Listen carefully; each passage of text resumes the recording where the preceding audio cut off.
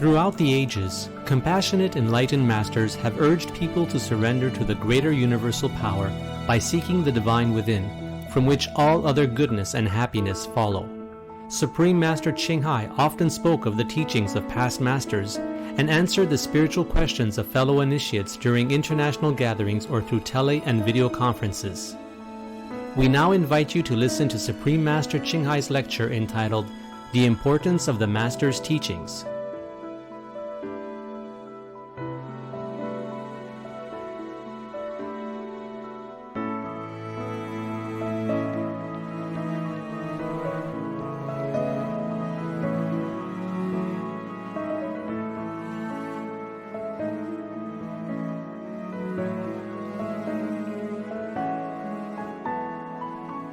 Supreme Master Ching Hai's lectures are not a complete meditation instruction. Please do not try alone. For free of charge guidance, please visit www.godsdirectcontact.org or contact any of our centers near you.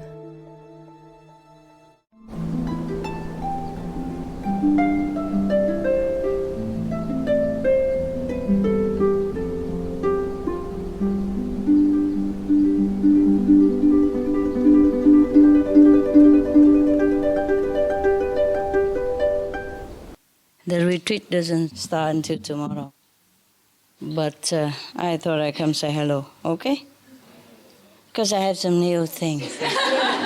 That's why. New design. Have you seen them before? Not yet, of course not. I even have all kind of stuff, but I couldn't bother no more. This is all I can manage. Okay. Nice to see you. Like this, I can see you better, huh? Yes. Not like you can only see me and I can't see you.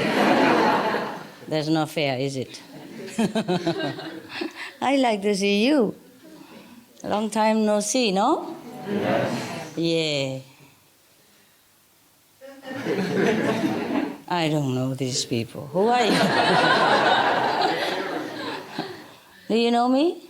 Yes. Well. I don't know you.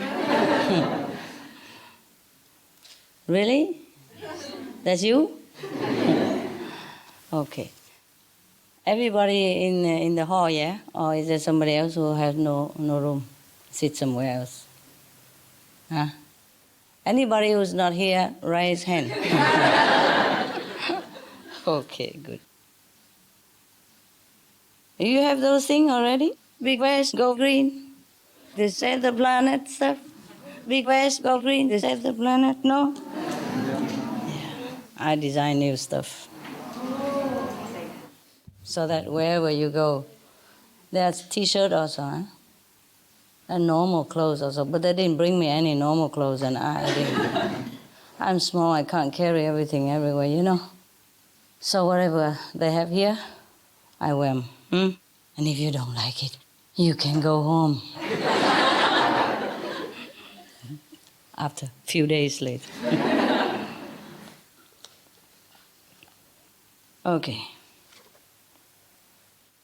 Okay. I read some stuff yesterday. I think I'm going to read it to you for fun.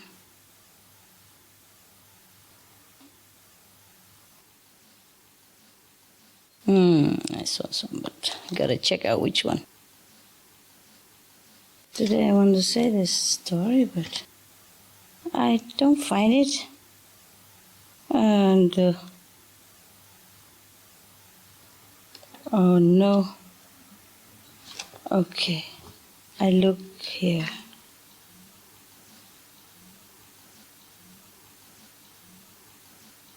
Anybody who has conscience and diligence should work when nobody is watching, as well as when somebody is watching.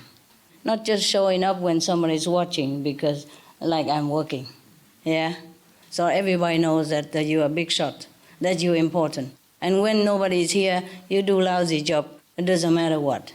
I don't like this quality. It doesn't match me. I don't teach you like that, yeah? I want the result of my teaching. not just anything we do. Maybe I shouldn't read you that one. That's why I couldn't find it.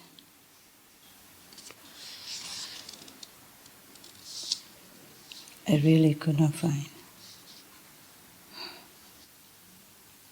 All of you in the same country here? No? Oh, I thought you were in the same country. Where from? Singapore? Canada? New Jersey. New Jersey, America? Yes. Wow, that's a quick one. How long did they give you the notice? 1 week? 6 days? And you got it? Wow. 1 day. 1 day? They let you know only 1 day? For sure, yes. Phew. How did you make it? We prepare. Yeah, you're prepared. You mean always, every day, you just get ready anytime? You already hang your bag at the doorknob? That's incredible, my God. Such a devotion. You deserve the best. Okay. 1 day. Where from? Canada. Canada. Oh, that's a long way. How far? How many hours? 8 hours? 10.5 hours. 10.5 hours? With the stop. With everything else? Taxi and all? That's a lot of time, huh? And he made it in 1 day. So you didn't sleep last night? No. Yeah, oh, well. There's no need. No need. Okay. Some people already want to live without food, and now he live without sleep as well. Wow. Ask me about miracle. We have it everywhere. Oh, well. What? I can't believe this. Can't believe I cannot find it. It's a very funny story. I want to tell you, and I cannot find it. I find anything else, but not that one. It's funny. Funny. Okay, forget that. I probably never find it. Okay, I read you something more serious then. Too bad. Something serious, huh? All right.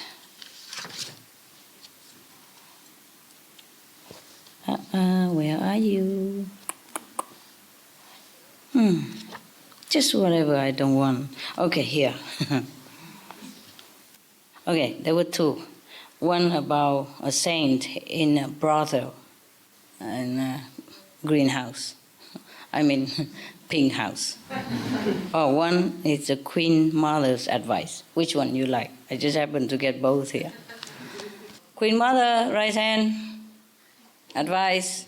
Only 2, 3, 4. My goodness. Okay, the brothel. Oh, the guy like. Only one?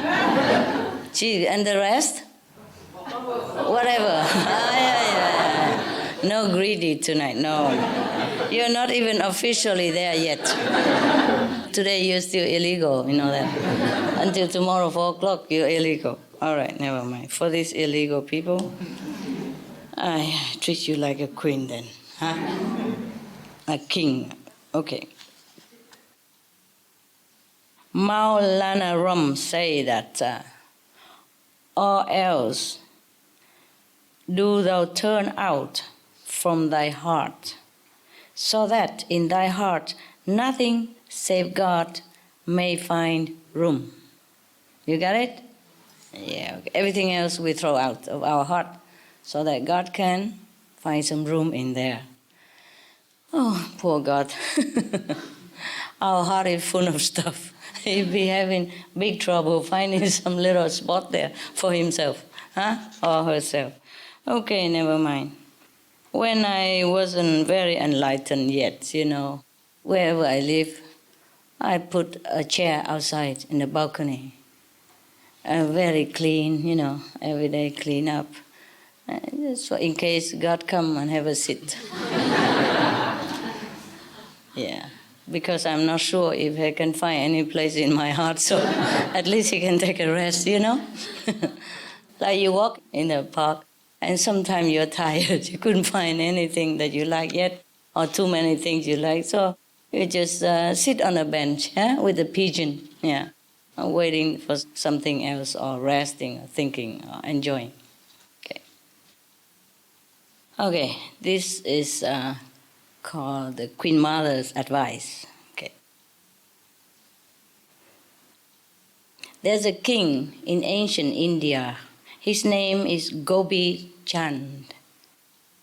He was tired with the worldly power and pleasure. You know, like Siddhartha, the Buddha, yeah? Okay. He was tired with pleasure.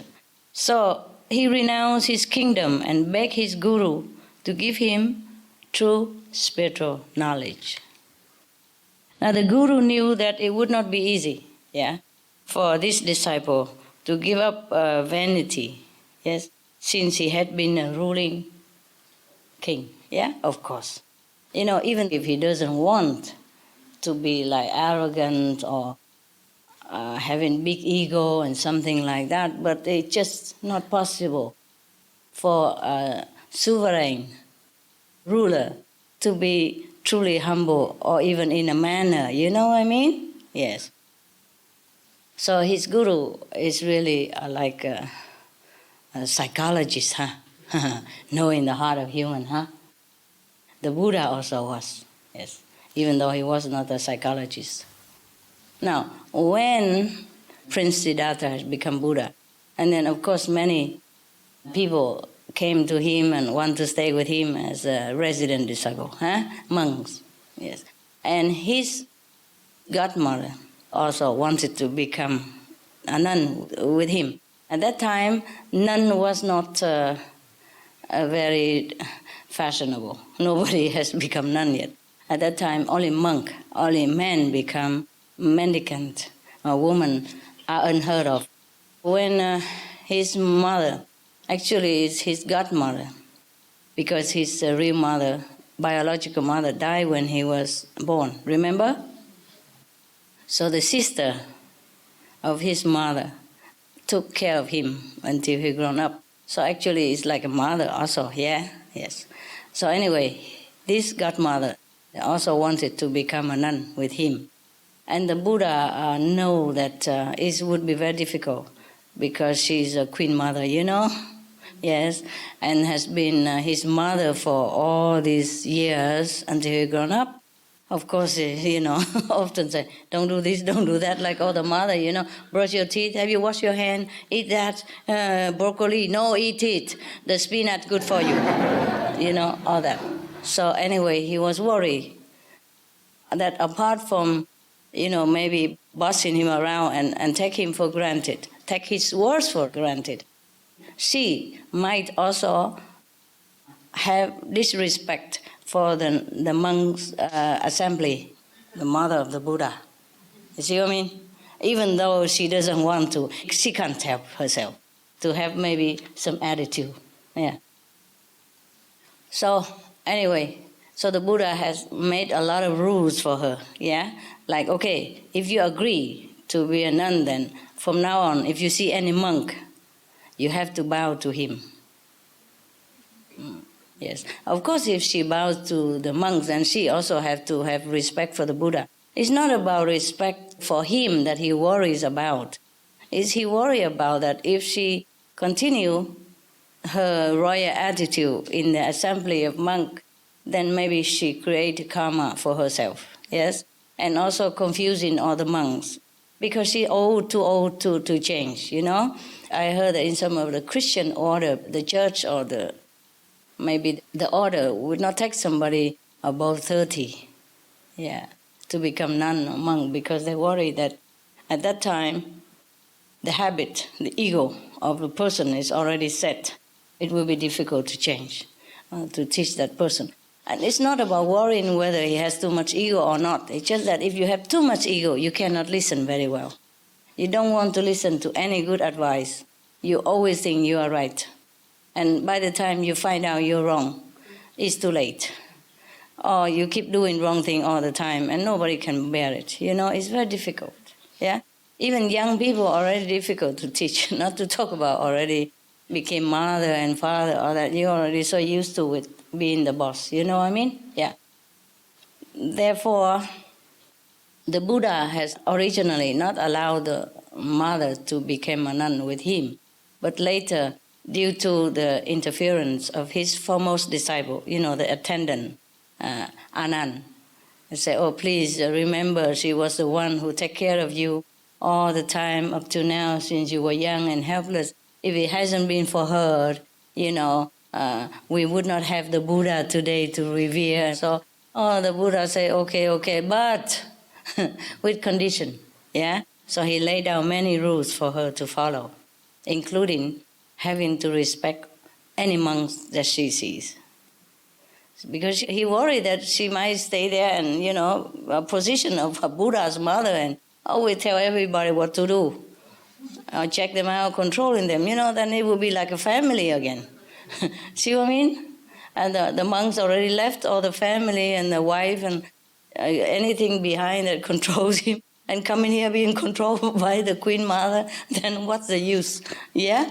So, but anyway, because the mother of the Buddha was very determined to become a nun, because she realizes that nothing else better than this. So she accepted everything. And she became just a humble disciple, she promised, Therefore, the Buddha accepted her. And she was the first nun ever in his assembly, or maybe in the assembly everywhere at that time in India. I'm not sure before that if any nun or not, but I think she probably is the first one. Because in India, even now, if you are a woman and you go out alone, you'll be looked out upon too. You should never go out alone. I told you already many times, huh? Indian tradition, okay. Well, I did not know that, of course, The deaf would not be fearful of the gun. Hear nothing. What you don't know cannot hurt you. I did not know that, so I walk everywhere alone. Proudly, naturally, like I'm walking in my house. I never thought anything, because to me at that time, man, woman, same. Yeah? I can't see anything different anywhere, It's a shame to me. But luckily, mostly they treat me with respect, except that many of them want to take me home to take care. Yes, it's very cute, lovely people. Mm. Where are you going alone like this? It's so beautiful. Come home, I will take care of you. And one even want to marry me, He was only 20, my God, I'm 30 already. I say I'm married, by the way. At that time, I still was, I wasn't divorced yet, so I say I'm married, by the way. Even he was too shy to tell me. He asked his mother to tell me. Can you believe that? So I said, sorry, mate, I'm married. I didn't come here for a husband. I don't understand.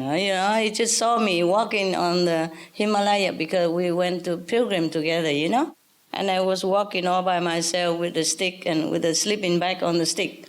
That's all I had, with a pair of Punjab clothes in there. It's like a tunic with the trousers, that's it, inside a sleeping bag to protect. And that's all I had, and I don't even know who I am. I wanted to marry me, believe it or not. Just a meeting on the road on pilgrim like that. He probably has been dreaming before, or something like that, okay. Don't even know me. And invite me to their house and everything, I did go, just to visit, yeah. Okay, and the mother is a doctor, a physician, and the father is a lawyer, and he's also a lawyer to be. And he wants me to be Mrs. Lawyer to be. I just say thank you, but I don't think I'm suitable. I'm also married already. Anyway, that's just by the way. So if you go to India, please take somebody with you. Yeah? A sister, brother, dog, cat, whatever, don't go alone. Yeah. Somebody really try. Yeah, I had to use some kung fu, sometimes. Lightly, but deliver the message, hand deliver, express. All right, let's go back to our interesting story here. The guru said to Gobind-chan, the king, he said, Gobind-chan, my son. He's a king and he called my son. So the guru said to Gobind-chan, when he came to request, for spiritual knowledge and renunciation, he said, Gobind-chan, my son. No, he wouldn't say like that. He would say, Gobind-chan, my son. With a beard. Gobind-chan, my son. It's more likely like that, huh? Please do as I now order you. Put on a sadhu's robe. Take a begging bowl and go back to your own kingdom. As a mendicant, there you must beg for whatever may be given to you by your former subjects. Why does the guru do this? Tell me. Anybody know? Why has he go back to his kingdom and beg from his own subject? Why?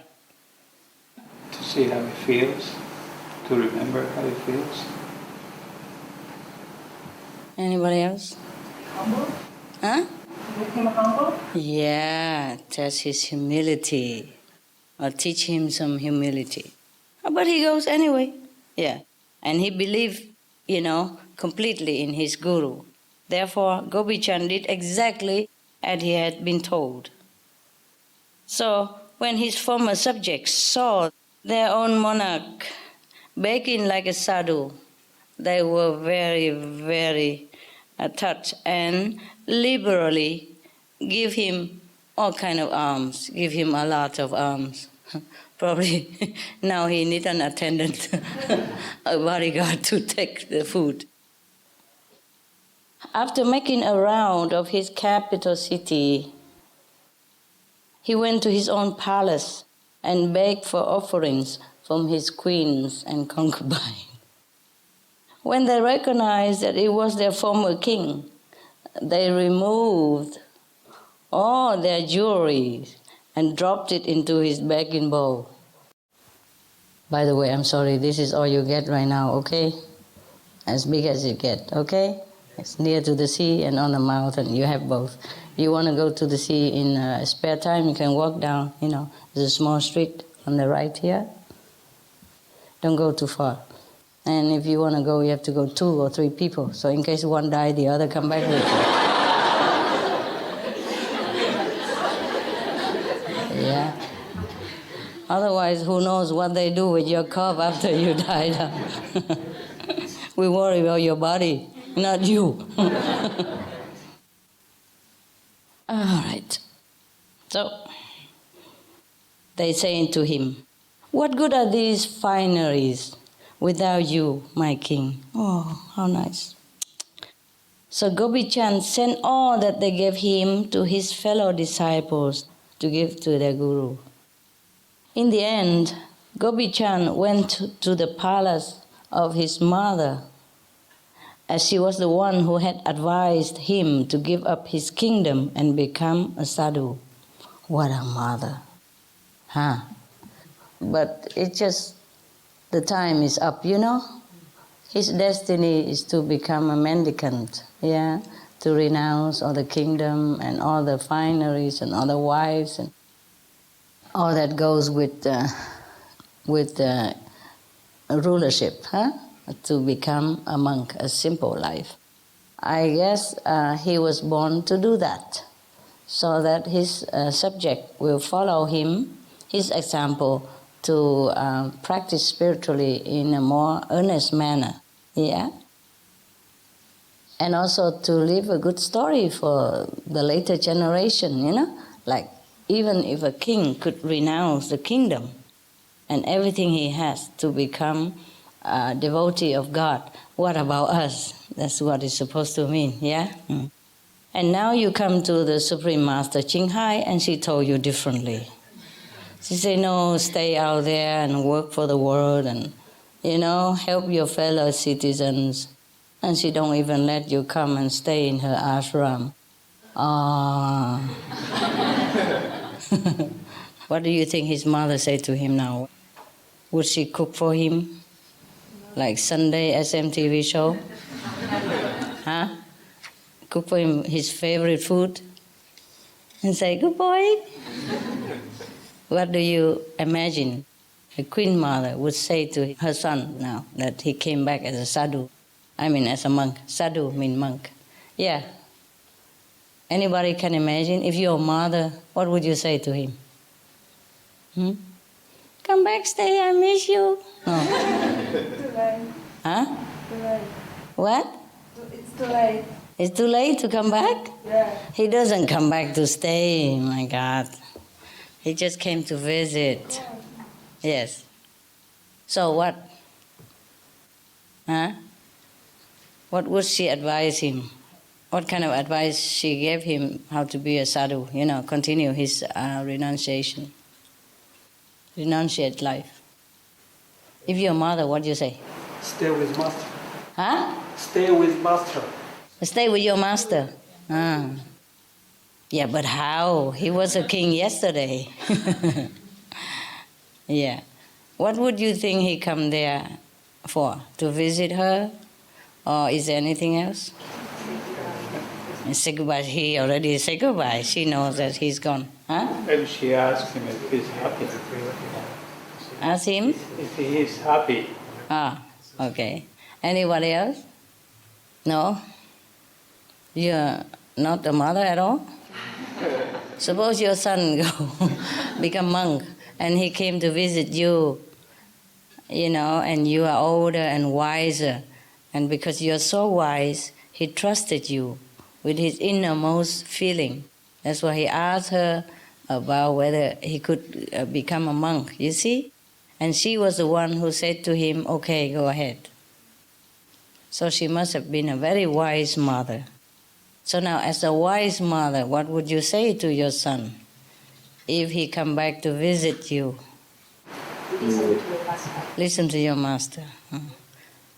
Yes, that's okay already, but you shouldn't have come back. Why not? His guru sent him around to beg, and he begged in the capital, and he visited all the queens already. So it's natural that he visited his mother, and it's not a forbidden thing. Follow everything. You follow master. You follow everything. Follow everything and follow master. Concentrate. I'm very proud of you. I am very proud of you. Maybe he wants his mother to tell him how to overcome his shortcomings. Possible. Anyone else? Make yourself comfortable for staying here. Make yourself comfortable, stay home? Or make yourself at home? It's nice when you come home and your mother says, make yourself at home. Very wise mother. Yeah. Who knows? She might have said that. As a joke. What other joke you have? Huh? Maybe you said that making God as a monk. Oh, say already. All right. Any other advice or anything mother would have said? Do you like being a monk? How are you used to being a monk? Okay. Maybe she asked like that, but she probably knew. Yes, yeah. Well, among all these chitter-chatter, perhaps that's what she have asked him. Okay, maybe they have been chatting all that. Yes?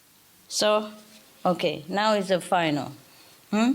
After how are you, make yourself at home and all that. Do you want a piece of cake, something like that? Okay.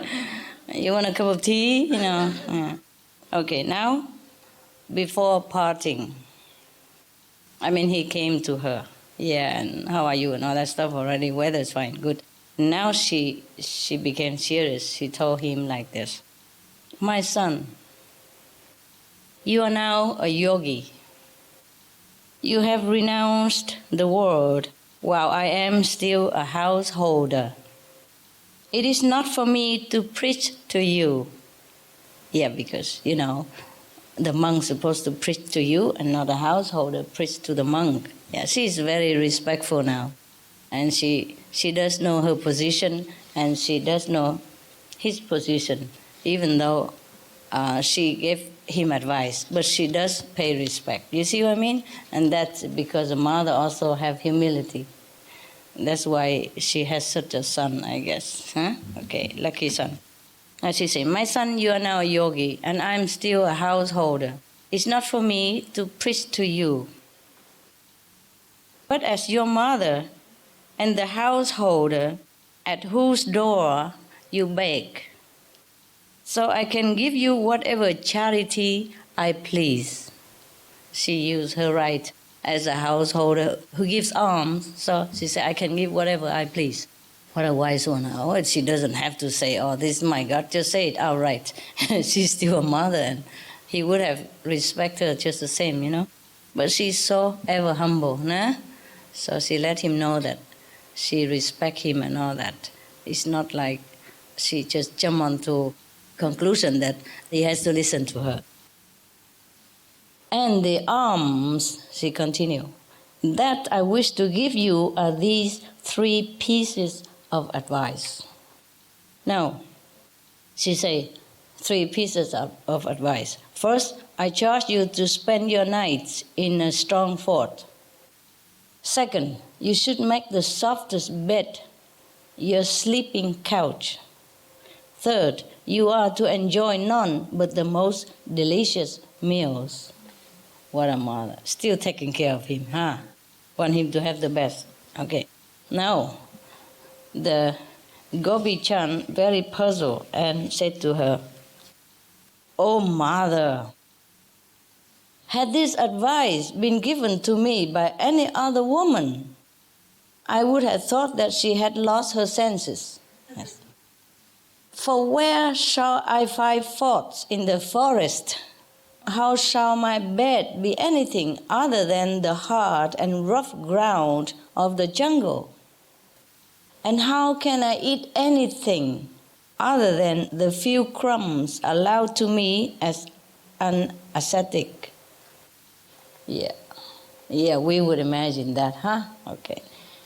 So the mother said, "Yogi, you have not understood me." You see, he's still not so wise yet.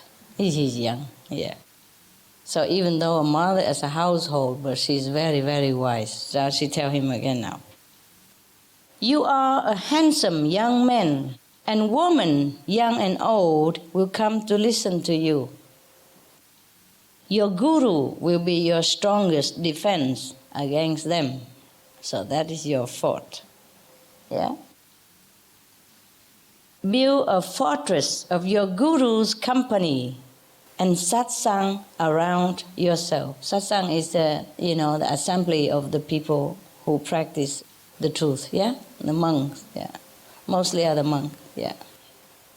The one with the same ideal as him, renunciation as him, yeah? So she advised her son, now a yogi, to take refuge in his guru and the assembly of the satsang, of the monks, yeah? Because when he's always with them and having them always in his heart, then he will be one with them and they become a united front, a powerful force against the temptation. Yes, because he's still young and handsome even, yes. And the former king, all the girls would be very curious even, yeah? And like to hang around. Okay, so she said, take refuge, build your fortress around yourself with the company of your guru and the satsang. Yes. The master words keep one on the right path. Secondly, stay awake and practice meditation day and night. till you can keep awake no longer. At that point, even thorns and stones will seem like soft velvet to you, and you will find it more comforting than a bed of flowers in the palace. Yes. Lastly, the third advice. Try to stay hungry or eat rather sparingly.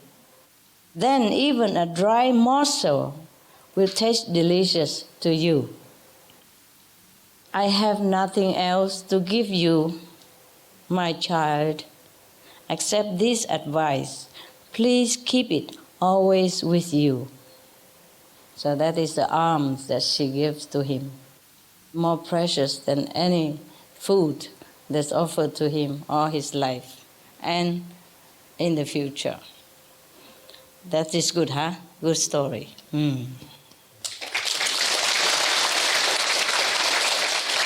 Very good story. I like it very much. So, how do we apply it here? Give us the same. I do the same. Okay. Well, now we are kind of short of space here, so there is a stone garden. Yeah? But the food here is too good. I'm not sure whether you're hungry or not, you still can eat. It's for me also, it's very bad here because they cook delicious food and they bring it into my kitchen. At home, I can still control what I cook, you know? I don't cook much anyway, you know? And my assistant also same. We eat more simple, yeah? Very simple. Whenever we have time, then cook some dishes, 2 or 3. And not have time, just sesame, brown rice, simple. The basic, you know, the basic and the stable food. So it's very good. You can lose some weight with it. Because it don't taste too good. Even if you're hungry, you don't even want to go look at it. Not to talk about dogs. I have to clean them 4 or 5 times a day, feed them snacks, you know, and water. If I'm home, I'm just serving them, you know, most of the time too. I have to give them snacks and they can eat forever. Whatever I give, they eat. It's always delicious to them and they don't have to be a yogi even yet. And I didn't even have to need advice from the queen. Everything is delicious because they eat so much, they don't stop. Anything I give. But of course I give good things. Sometimes they prefer to eat snacks than their main meal because it tastes better or something. Or maybe because I give them by hand. Okay. So after I came back home from here, before I don't even want to look at it already. And now I don't even want to think about it. It's a stark opposite, you know? Like here, many courses and different delicious from different country. And thank you, by the way, for taking your time and cook me such a delicious meal, you know, Vietnamese food, which I haven't seen for I don't know how many years. I don't have this kind of home cooking and cook with love as well, you know? But after I come from here, even I'm hungry, I don't want to eat anymore. It's a little bit, yeah, maybe, but reluctantly, you know? Oh, what a difference, yeah. Here I have, nice room and table and everything. You know, have meal ready and hot even, you know? At home, they cook, they eat at a different time. I normally don't eat until very late, until after they eat 2-3 meals already. Then I go and eat my meal. And mostly they cook and share, you know, already put a portion for me there. And only whenever I'm really starving and nothing else, then I go and eat it. It's already cold, you see? And I even don't want to microwave and all that. I just eat it cold. So mostly it's not that good. Here, wow, it came straight from the kitchen, you know, steaming hot, and wow, what a difference. Yeah, so what shall we do now? We should not even cook so much food because you should be, you know, you should be a yogi here, right? And some people told me they want to live on air even. Yeah, just now I talked to one of your center, Vancouver. And they want to talk about eating breatharian, eating air and all that. I said, yeah, go ahead. I wish all of you go on air, so we don't need anything to do. Just come here and sit and go home. Huh? It would be nice, huh? No need cooking, nothing, huh? No utensil, no crack, clang, clang, no supermarket, nothing, huh? And no need digesting, nothing, huh? Are you ready for that yet? Yes? Oh, right hand. Oh, yes, right hand. We don't have to charge that guy. Good, good, good. 1, 2. Not you. Are you spoiling him? He changed his mind so quick. He was like this. No, that guy. I saw him like this, and I asked her. Okay. The one who don't want to eat, just take your money back. And whenever they eat, you go somewhere else. Don't stay there and say, we are tempting you. Wow, my God. Are you okay with the food, actually? Yes. It should be delicious, right? Yes. Okay. Well, one group cooks better than the other, I'm telling you. Look like they compete with each other, like a cooking competition or something. Last week, I thought the food is very good already. Oh, today, this is even nicer. Not really. It's just different, I thought they cook all there was already to cook. I can't believe it. Still have more.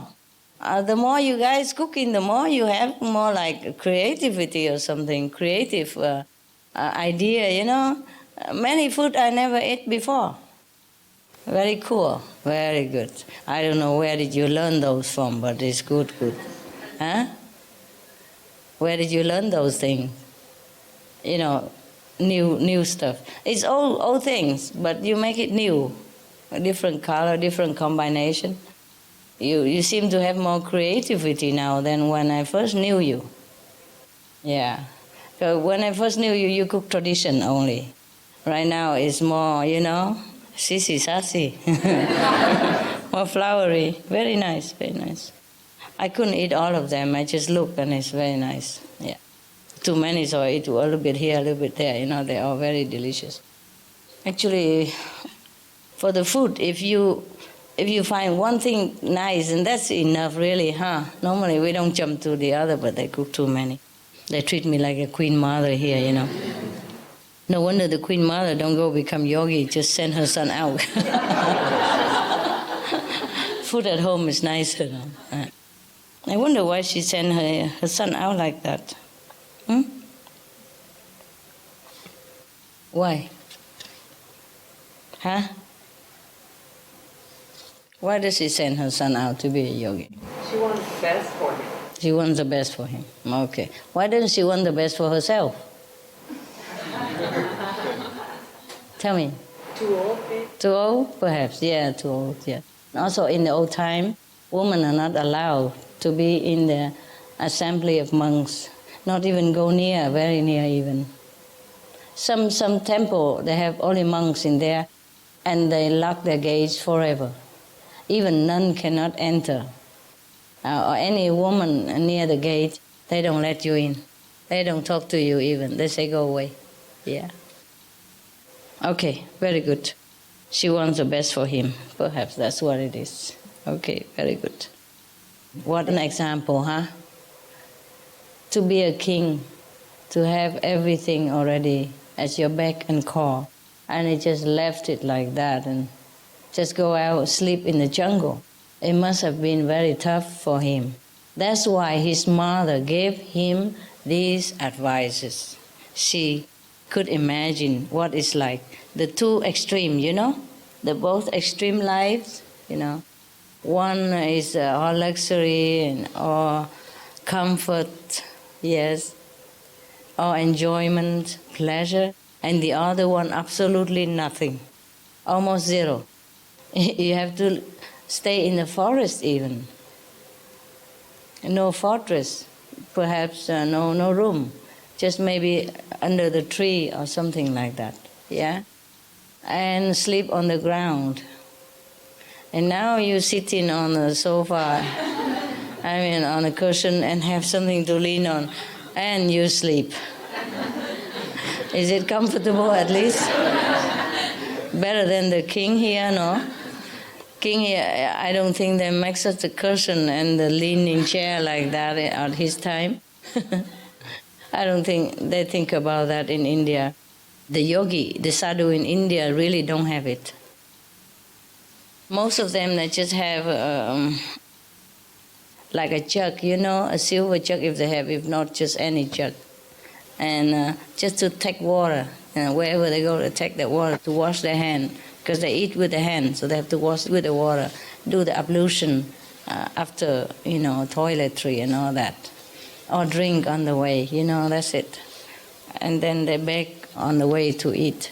Whatever given to them, they eat. Or sometimes maybe they go to some temple and they have some food in the temple and maybe they eat, but they cannot stay there forever. If it's not their order, even if it's their order, they could not also stay long. Mostly they let you, the pilgrim, stay 3 days in any places, maximum, free of charge. Some place free of charge, some place you pay just like gift, you know, nothing, very cheap. Yeah, because nothing, just a roof and a mud floor and a mud wall, you know. Anyway. So I think you have very good condition, huh? Yeah, wherever you go, we have room at least, yeah. All right. Okay, any question or any comments concerning this? You like the story, I hope? Yes. Good story, huh?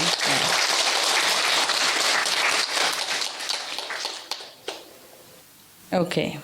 Then I leave you, let you meditate. I see you tomorrow, it's the same. What's the name of the book? Why? I just want to know. What for? You don't want to know the name of the book. Okay, let's go, right? I'm going to go to my room. I meditate there. And you're going to go up to your room.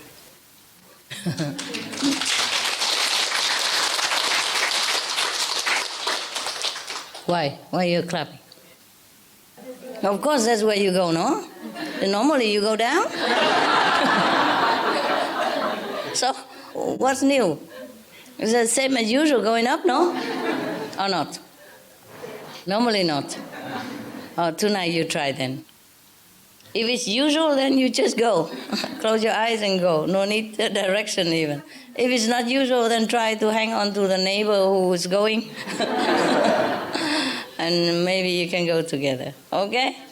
All right, see you later. I mean, it's already 3 o'clock in the morning, so see you later, huh?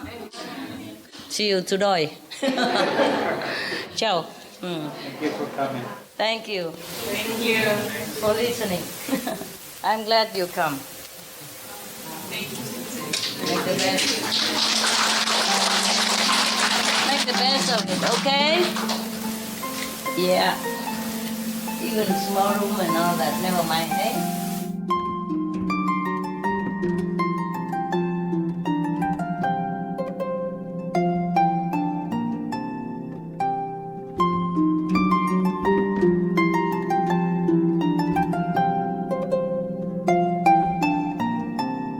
It was once the custom for kings in India to hold a great gathering, yeah, at which their daughters would choose their husband to be.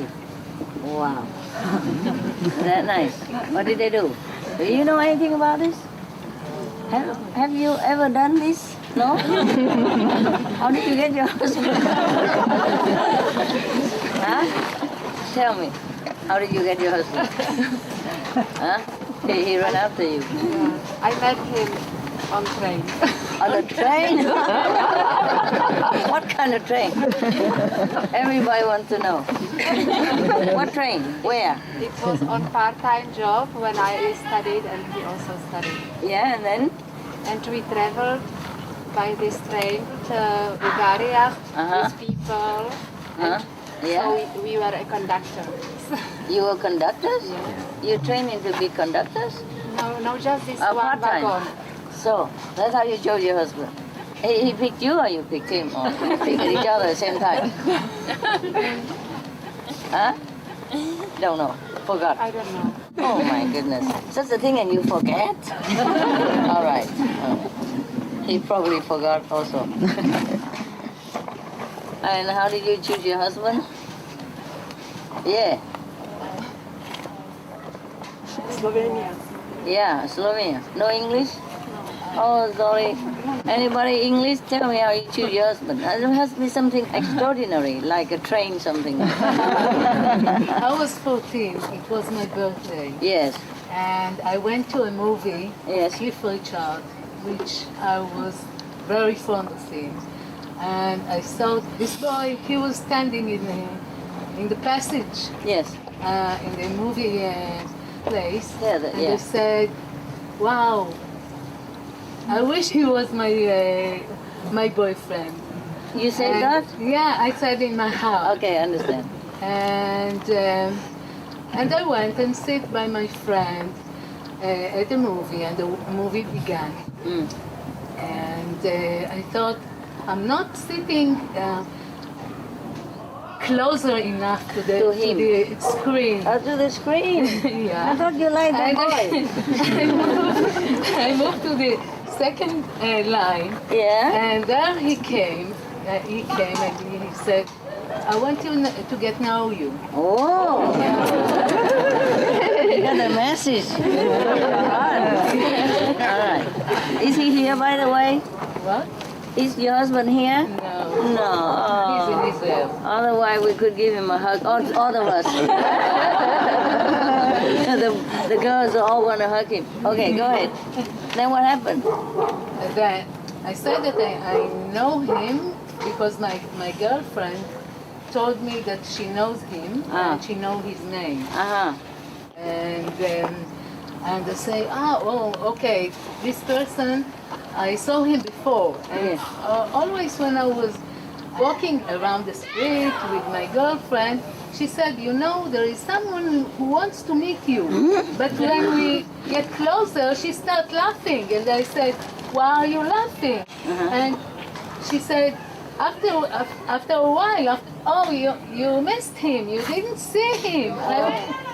So why did you laugh? Why didn't you tell me who is it? Yeah. And so it went on and on. So I knew that this is the person that wanted to know me. And you also the first one, you see, because we have a connection from other lifetimes. I saw it. You saw it. Long after, of course. But he was my first boyfriend.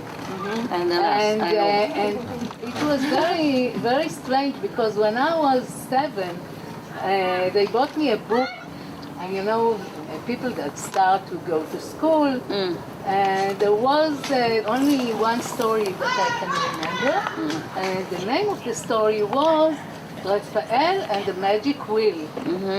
And Raphael is the name of my husband. And I said, what a wonderful name. And I didn't know. Oh, it's all prepared. So I was 14, he was 16, and it was a very great love story because, our parents didn't want so much that we'll get together. And they said, we are very young and we are from different parts of, different background and all that, yes.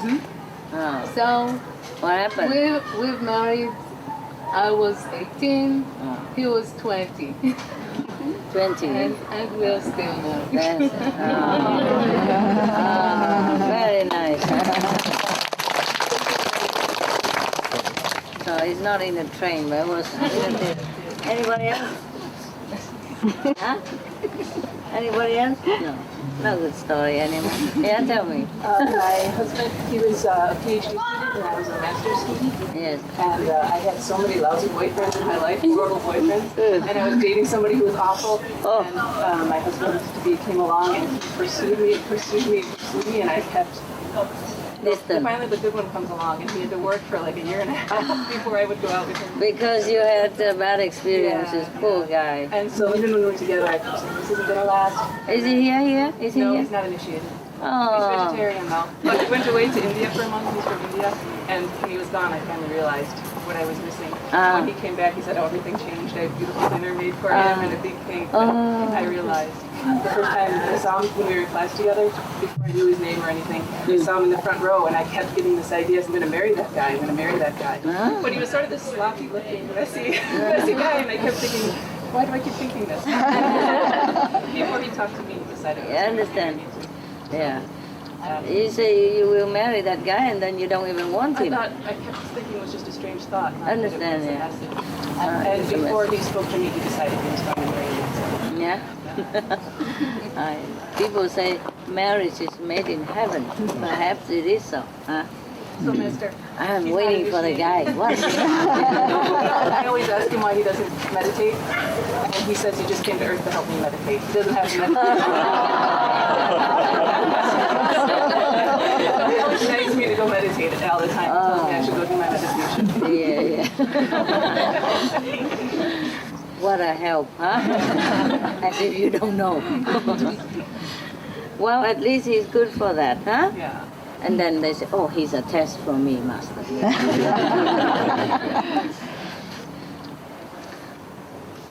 It's true also sometimes the more you are forbidden, the more you long to get what you want, you know.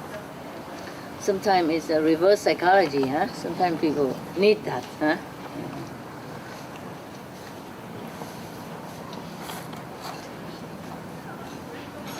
No, you just bump into each other on the street and marry, that's it? End of the story?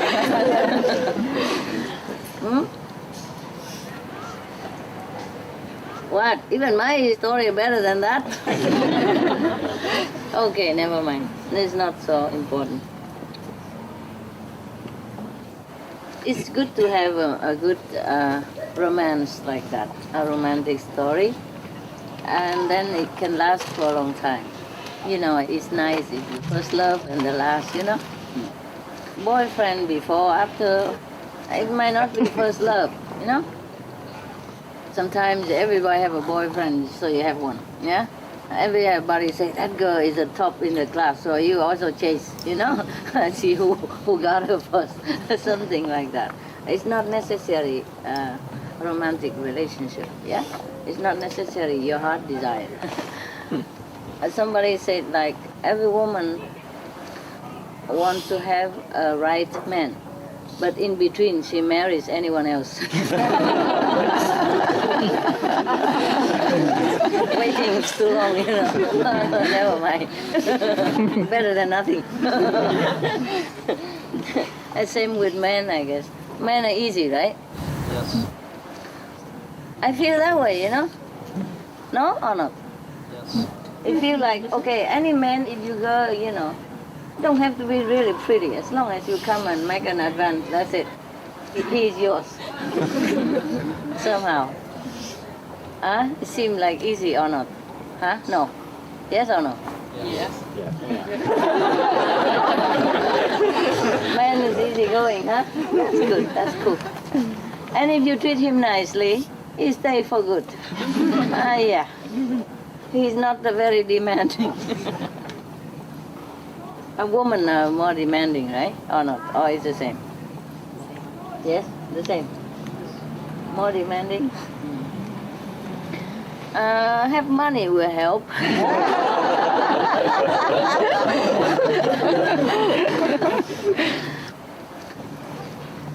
Last month, I was invited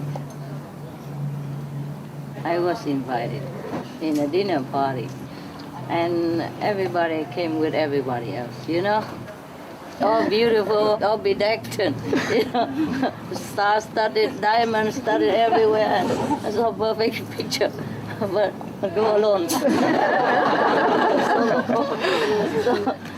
whenever they have a chance, especially the lady comes. Because I say I like Monaco people very much. I like the Monegasque. Monegasque is a name for the people, the citizen of Monaco. Of course I'm with the Monegasque. I like him very much too. It's a very clean place and decent, yeah? Don't have to pay tax. The citizen don't have to. So, anyway, I say I like Monaco people very much and so on and so forth. I say I like the Monegasque, Monaco people. So they come. Oh, if you like Monegasque so much, you marry a Monegasque immediately. I say, yeah, good idea. I'm looking. I think Monaco people like me very much. Maybe I'm that type. Okay. Oh my goodness, they're so cute. Why do we talk about that? I mean, truly. The story with the women. Huh? Talk about the story of people, how they met. Oh, yeah. Huh? The king of India. Yeah, I know, but why did I talk about that? Huh? Men are simple. Huh? Men are simple. Oh, that's right. They're simple and they think simple. You know what? If you want to be a taxi driver, for example, here, you have to pay 250,000 euros to get the license. But you can resell it. It's like an investment, But you gotta have money to be a taxi driver. And in Paris, maybe up to 400,000 euros. That's 500,000 US dollars, more or less. $500,000. And in Monaco, that's 900,000 euro, at least $1 million to get a license. Yeah. And my taxi driver, he lives in a big apartment on the beach, for example. And he came to get me in his brand new Mercedes-Benz. Yeah, the latest model. Big, spacious. I'm telling you.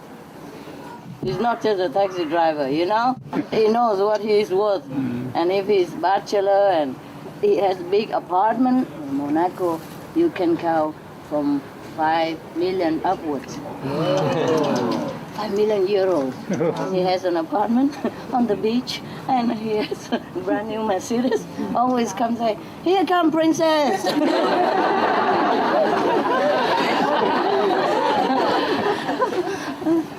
I got this car just for you.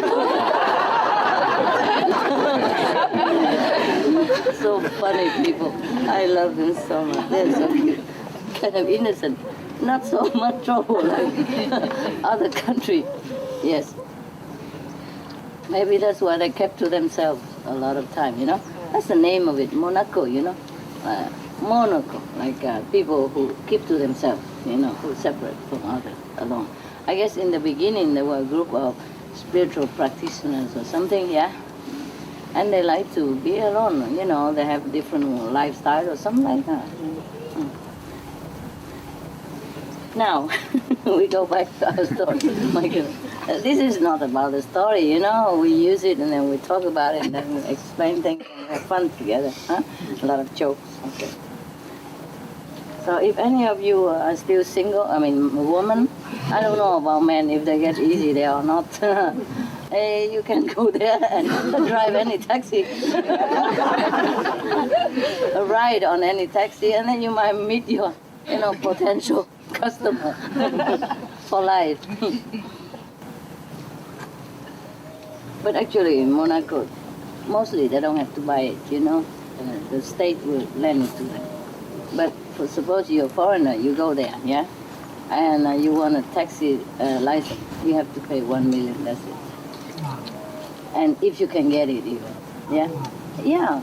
You know why? Because these are kind of touristic area, yeah? Everybody wants to be a taxi driver. It's funny. It's a job that many people want it here. Here is like a very big enterprise, everybody wants it. So it's very difficult to get the driver license here for taxi driver. Yeah? All right. So lately in France, the President Sarkozy was planning, I don't know if it took effect or not, because of a shortage of taxi drivers in Paris or some bigger city, so President Sarkozy planned at that time to give the license for free. Yeah, so that we have more taxi drivers. But then the taxi driver, the old ones, they protest, It would have been better if they give free license, but also they reimburse the old one. Otherwise they invested like $400,000, $500,000, and then now everybody get it free. They can never sell it again. It's like buying an apartment and you can sell it later because it's so on demand. Yeah. Okay, now we go back to the married. Oh my goodness. Just one book and we go to Monaco, Paris, all over France. Okay, now, Narad Muni was a disciple of the Lord Vishnu. He was very keen to participate in the gathering that the king had called for his beautiful daughter. He prayed to Lord Vishnu to endow him with a handsome face. Maybe he didn't have a handsome face, so he prayed. Or maybe he just prayed he looked more charming that day or something, so the princess would notice him. In the old time, in China, when the daughter of some well-to-do family, or prince or princess, or daughter officials, or state officials that come of age, and they don't know which one to give her hands to. Yeah, and they build a big, tall, or a balcony or something, and invited all the handsome and bachelor to go there, and she will have a ball in her hand. She will embroider a round ball like this, a red one. Yeah. And then she see whoever she likes, she will throw the ball to that guy. But that's a very dangerous game. Yeah. Number one, you don't know the guy. Yeah. Maybe he look handsome, but he might not be so good inside, huh? Number two, what if the handsome guy couldn't get it and the guy next to him? By chance, maybe it slipped out of his hand, or maybe he just turned around a little bit and then it fall into the old man next door. Or maybe it's another guy that she doesn't like, because the rule is that whoever got that ball, she has to marry to, because the promise is a promise, in front of everybody. You can't run away from that.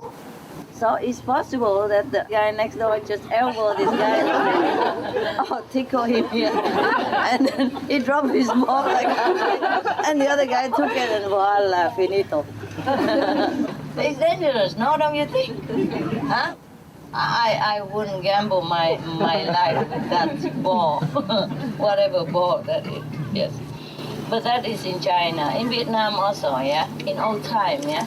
They don't do it anymore. I guess too many mistakes already. It's better not do it. It's such a risk, right? Yeah. Now here we will see how the people do it in India. So now the king gathered all the handsome guys, the bachelor and the coming of age, the available one, to the palace to see which one his daughter will like. Now this guy, Narad Muni, is a disciple of the Lord. I mean, he was probably very devoted to Lord Vishnu or whoever the master at that time. Probably his master worshipped Vishnu, yes? So he prayed to Lord Vishnu to give him a handsome face.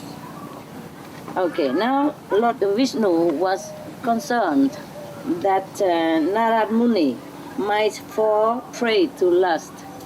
He wants him to be a renunciate, like the king last night that I told you. So he gave him the face of a monkey. Poor guy. Before, he was better. After he prayed, he got angry.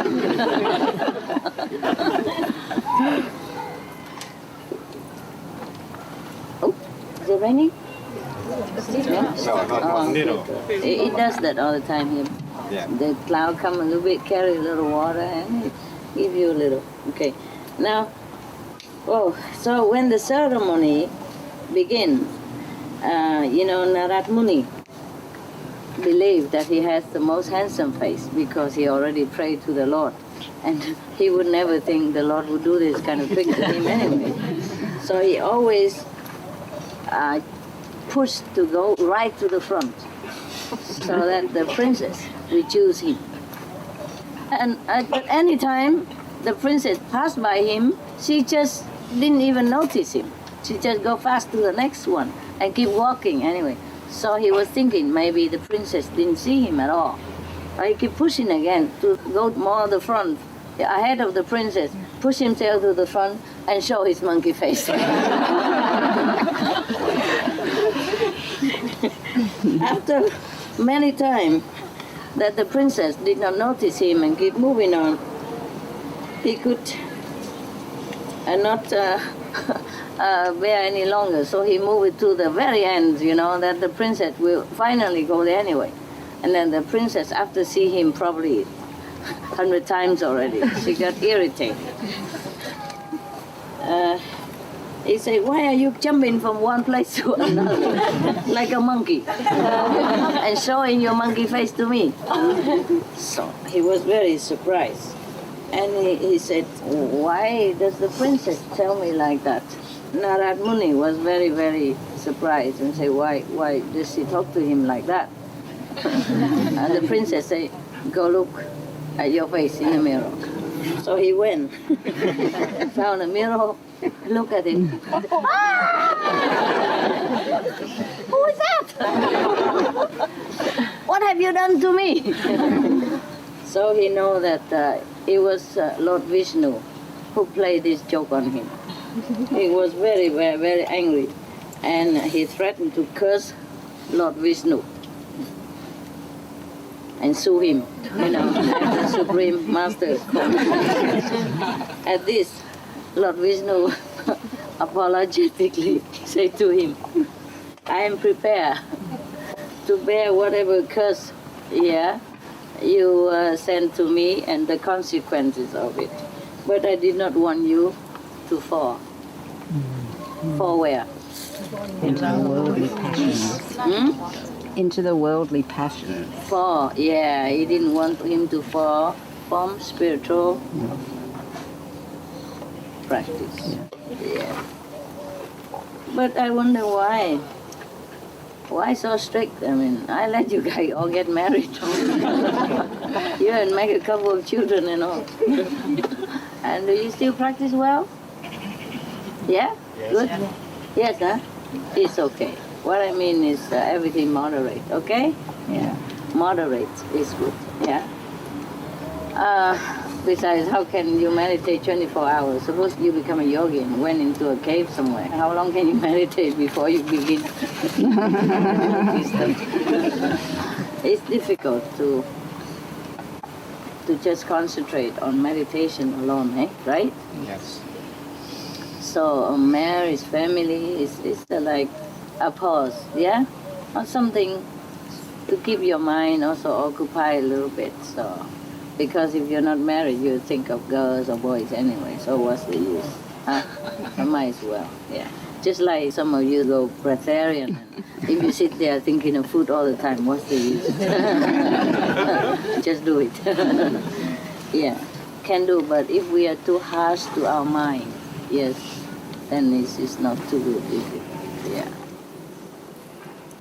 And suppose, even if we are not vegetarian, even if we don't eat, we don't drink anymore, there's not so much food and drink we can save for the world, because it's a meat diet that deplete the resource of the planet, yeah, and deplete the water source also, and everything else, and pollute the air, the water, and environment, deforestation, everything. 80% cosmic. So even if we all go hunger, or don't eat food anymore, make no use. So I don't advertise you to go without food or without drink, If you want to do, of course, no problem. It's also good for you, Be free yourself, whatever. If you don't like to be entangled with food and drink and cooking and, making money and all that, Yeah. Some people think that if they are not eating, they can have more time to practice or do whatever. Well, that is fine, yes, that is fine. But as far as saving the resource of the world, we cannot do much. And there's some other reason, but I cannot tell you right now. So maybe after, okay? If the world is safe and 80% of the people are vegetarian everywhere, I will tell you that's stuff, okay? Right now, no, I can't. It's something I cannot tell you. I cannot tell you everything. I can only tell you what I need to tell you and what you need to know. Too much information for your processing center here, also no good. Okay, anybody want to have a ball here to throw? I have a ball for my dog. A tennis ball, that Lucky left behind. You can use it and throw it some guy. I'm very well. I think this needs practicing. Because the ball, when it's out of your hand, maybe the wind will blow it in different ways. Oh, it's dangerous. Yeah, maybe before they choose the husbands by this kind of risky adventure. Probably they've been playing basketball for some time first, right? Yeah, you have to aim correctly, right? Yeah, not even the professional can throw it so precisely into the basket all the time. So if the girl just chose the husband of her lifetime by a ball like that, I think it's too risky. Okay, anyway, just want to tell you a funny story like that. And I see you later, okay? Did you eat well? Thank you.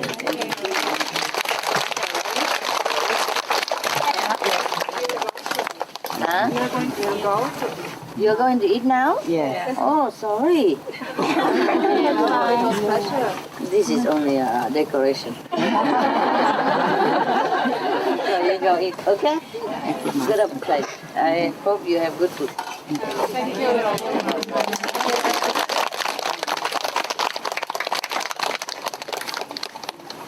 Don't throw your balls away. With your eyes. Come here just to meditate, okay?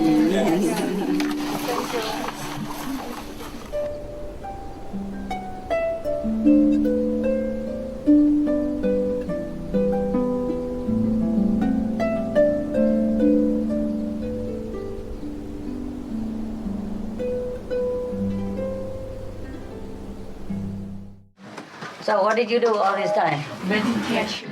Meditate? Yes.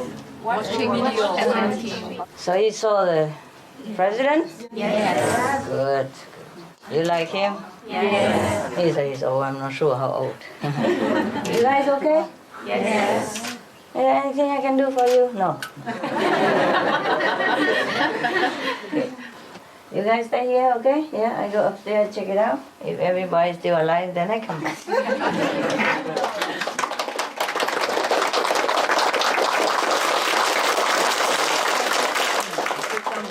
I go up and I come back.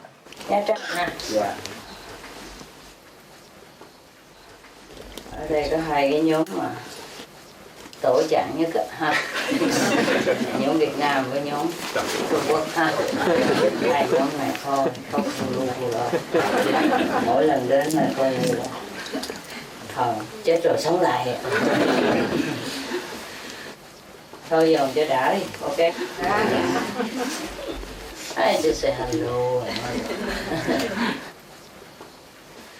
I say there are two groups of comrades, Vietnamese and the giants. Whenever they came here, it's like they have just returned to life after death.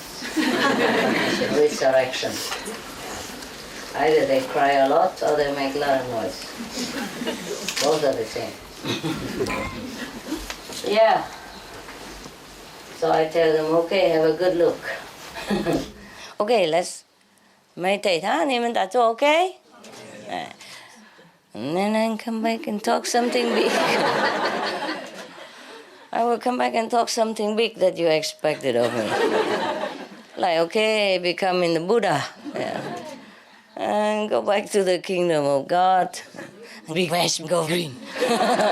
Save the planet. Something like that, huh? Okay. Okay, good. Yeah. Unless you want something urgent before you die. Everything okay? Yes. Today is Saturday, right? Yes. Oh, they are making a big something everywhere, right? They are making a peaceful voice, yeah? Making their peaceful voice heard in different countries. This is also good. Good, huh? Oh, good. Yeah. Maybe you should do that instead of sitting here, huh? Maybe I should go out and also use a big loudspeaker, huh? Okay, don't worry. If you're worried and going out with a mask or something, if you can buy any. Are there such things you can buy to avoid poison? Huh? Smoking mask? They have them on the internet. They have on internet?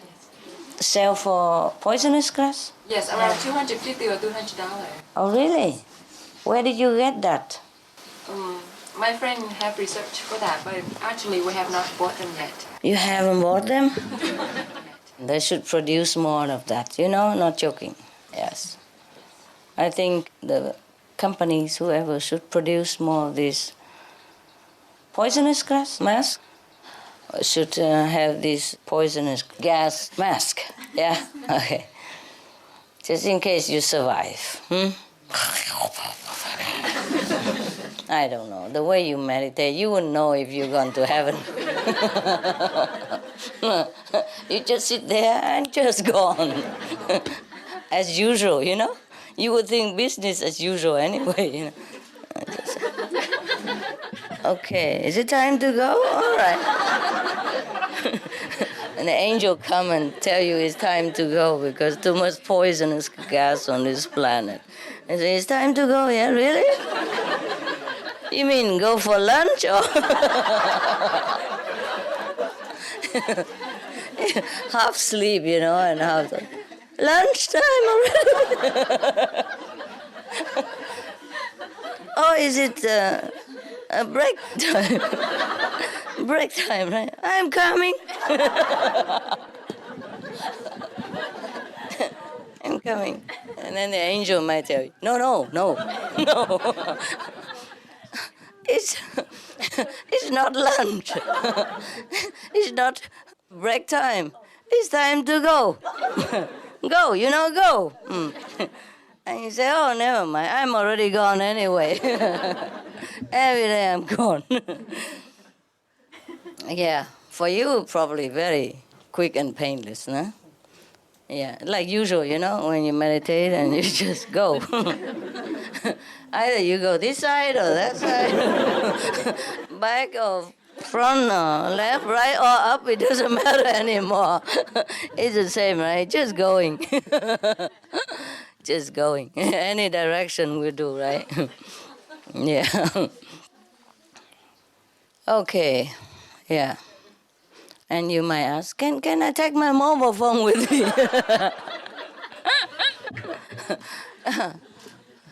No, can't. No need. We have telepathy up there. Oh, that's just what I need. Then I don't have to pay bill. Phone bill. Okay. Master says she needs somebody with telepathy. It's about time. And okay, but I had some money in the case. Can I take some first? In case, you know? Buy some candies, something? No, you can't take it. How about some gold? No, we have a lot of pavements up there already. No need. How about SM Celestial Jewelry? Can I take it with me? Yeah. What else you want to take with you in case we're going? Can we take you? Take me, yeah? Yes. Me, I'll be always there. Me is the only one you don't need to take with you. I take you. Carry.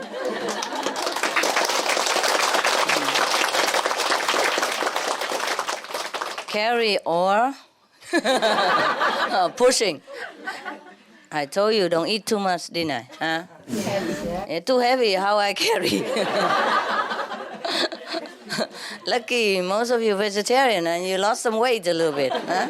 Before, I don't know, 3-4 times my size. Yeah. Okay, guys. Yeah, you wake up a little, huh? That's good. Me too. Okay. Now we meditate a little bit. Now they're laughing upstairs. Translation too slow, eh? Better than nothing. Yeah. Remember, in Hawaii, we have also different nationalities, and they're translating different, because somebody has to translate first to English, and then English translate to maybe Chinese, and Chinese translate into other things, you know? And we have waves of laughter, remember? First the Vietnamese, and the English, and the Chinese, and the Japanese, and the German, and the Korean, etc. Yeah. It's fun, huh? Our group, huh? Yeah. We laugh a lot, even at death also. Yeah. Okay. But I'm worried, guys. I'm worried about the people. But never mind. Whatever. If they have that kind of choice, let it be. Huh? Yeah. We can't stop people choosing what they want to choose, right? The thing is, before we came here, we knew what we want. And when we came here, we get kind of blurred out, you know, by background, by DNA, by social influences, by friends, yeah, by situation, yes, and by our weaknesses as well. Pick up, by the way, or pick up from heaven before you come here. And then sometimes your weaknesses overcome you, overcome your strength. And then you do many bad things, all the things that are not desirable. And then you go even lower, and then it's just suppressing you all the time. So in this world, you need a master, you know? Yeah. You need somebody who can help you in times of trouble. Because in times of trouble, you don't remember who you are. You cannot even get up yourself. Your soul, your knowledge has been suppressed and locked and covered and taken from you. Yeah, so that you don't even know what you come here for, and you forgot your vows and your promises before you came. This is a trick of Maya, you know. They let you come here, but when you come here, you're under the control. Yeah, under their control. That's a pact deal, you see. You can't just come here free and happy like the way you were in heaven, yeah. There's a price to pay to be here. Even to fulfill your job, or to progress spiritually, or to help somebody to progress spiritually. There's a price to pay. I feel very sorry for everybody, you know. You know, Master always are here on earth, you know. All the Master came here for that. Because the Master knows that when you come down here, you'll be in trouble. And all of you will be in trouble, so nobody can help nobody. See what I mean? Yes. So the Master always came with you and tried to help you out and remind you that that's not you. No, no, no. Remember what you want to do. Remember your greatness before you came here, etc., etc. But as you are here, you forgot. You don't even recognize yourself. You don't recognize the Master, your best friend, you know, from heaven. It's very difficult. The Master run around, keep telling you, wake up, remember, but sometimes not. Sometimes okay, remember a little bit and then go back to sleep, just like your meditation here. You know, if I talk like that, you understand right away. It's from personal experience, you know. Okay. And then sometimes you even go against the master, you know, even your friend, the friend who wants to help you, and you even beat him up, you know. Maybe physically, maybe mentally, maybe psychologically, maybe different mean, you know. Restricting his freedom by your bad habit, or even goes against the master for no reason, you know. If they choose to do some bad things, then of course they have to get the consequences. The thing is like that. When you come down here on this planet, before you came, you promised, oh, I'm going to help this and that neighbors of mine, long time ago, that she's now here and she's in trouble and she forgot herself, you know, her great self. So I'm coming down as her son, her daughter, her friend, or her neighbors to help her again. Yes. But then when you came down, you forgot. You were so distracted by eating, drinking, you know, whatever, yeah. Beauty, yeah, handsome, yeah, all kind of stuff, money, position, power, and you forgot your promise. And some also say, oh, I come down to help Master because Master needs a lot of help to take care of everybody on the planet. Then you come down, you forgot, you get distracted by man, by woman, by money, by, oh, whatever, house, car, you know, the latest, yeah, the fastest, etc., etc., and I'm left alone again, or any master, you know. You know, sometimes I do need some more help. Not like personally, yeah, but like, okay, we can do some translation for different languages, yes. I have only a handful of helpers, you know, and not to talk about they bring their stuff with them. Not just their help, but their stuff. You know what I mean? The stuff, the tough stuff. When you got a helper, you get a package deal, you know, with all kind of negativities come with it. The poor guy also could not help himself. Because before he came here, he has to pick up his old karma. Understand? Yes. Depends on how bad you were in the former lives. You have to take how many bad traits with you. Yeah. For example, that guy in the old time, he was a womanizer. Yes, and he's not very faithful to his wife, for example. Then in this lifetime, if he wants to come down on this planet to help anybody at all, or to help Master even, he got to pick up that trait again and to overcome it. But can the guy do it? Mm-mm. The answer is big and no. Very difficult. You understand me? Because it keeps strengthening more as you reincarnate times and times again. It doesn't get any weaker. So that is the price anyone has to pay to come in here. That's why life after life, we should listen to the Master teaching and be good. So in case if you have to come down here and to help anybody or want to help a Master, then you don't burden the Master. Or you don't create more trouble for the person you are intended to help, even. Do you understand me?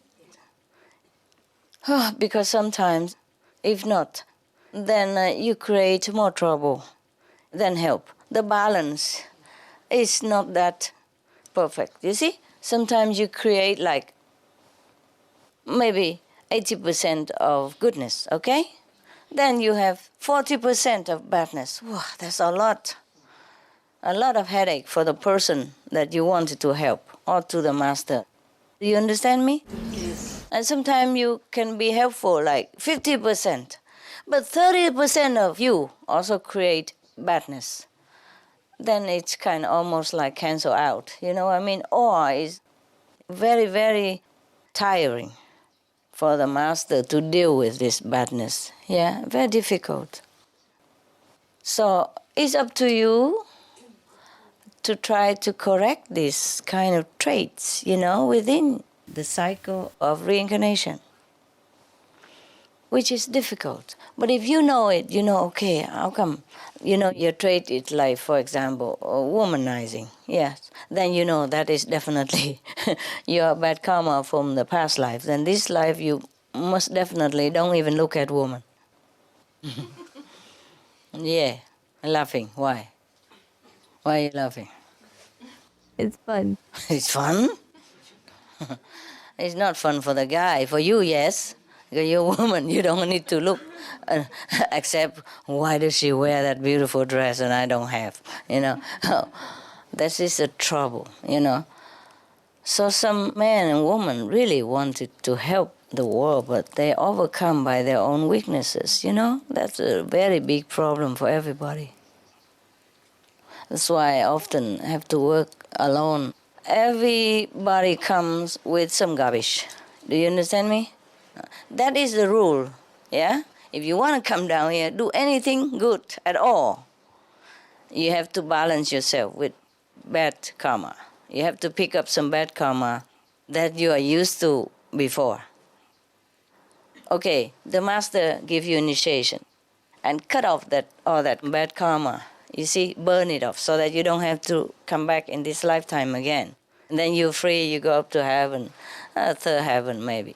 But then you look down and you see somebody and you want to help, or you want to come down and improve yourself or progress in spiritual practice. Understand?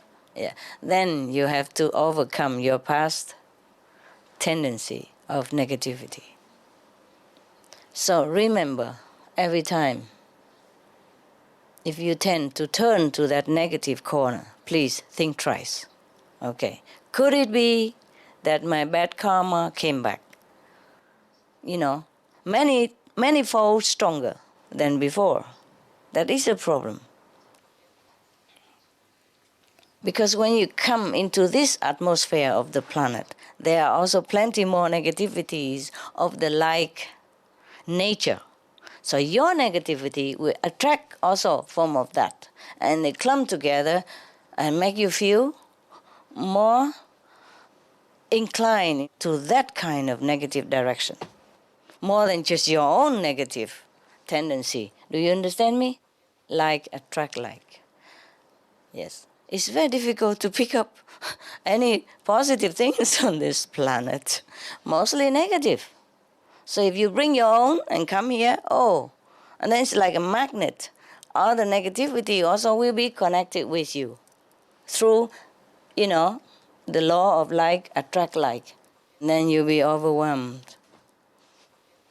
So you are the only one who decide which direction you go. Which direction according to the Buddha's teaching, according to Jesus' teaching, according to Prophet Muhammad teaching or the Jain master teaching, Mahavira, etc., etc. Yes. You have to think before you do anything bad or anything you doubted that is not good. You have to think, would Buddha do this? Okay? Would Jesus act like that? Would Prophet Muhammad agree to my action? Then you will know what to do. Do you understand me? Yes. Otherwise, if you don't have guidance, you just do whatever you think in your mind, then it's mostly just negative. Because you don't meditate enough to overcome the negative power of this world yet. You understand? Apart from your own negative trait that you have picked up before you came here, to overcome it, to win over your negative past. Apart from that, you have other negativities of different kinds upon you as well. So always think, that's why the teaching of the Buddha is important. Teaching of Jesus is important. Teaching of Islam is important. Take it as a guidance. Understand me? What would the Prophet do in this case? What would the Buddha do in this case? What would Jesus Christ decide in this case? Then you won't go wrong, okay? That's how you follow Islam teaching. That's how you be a good Christian. And this is how you are a true Buddhist. All right? Don't just read it for fun. it is the good guidance for you, so that you will not err in this negative domain, so that you will not be overpowered by your own past karmic force and the force of negativity in this world, the collective one. Okay, huh? Yeah, all right, good. I see you later.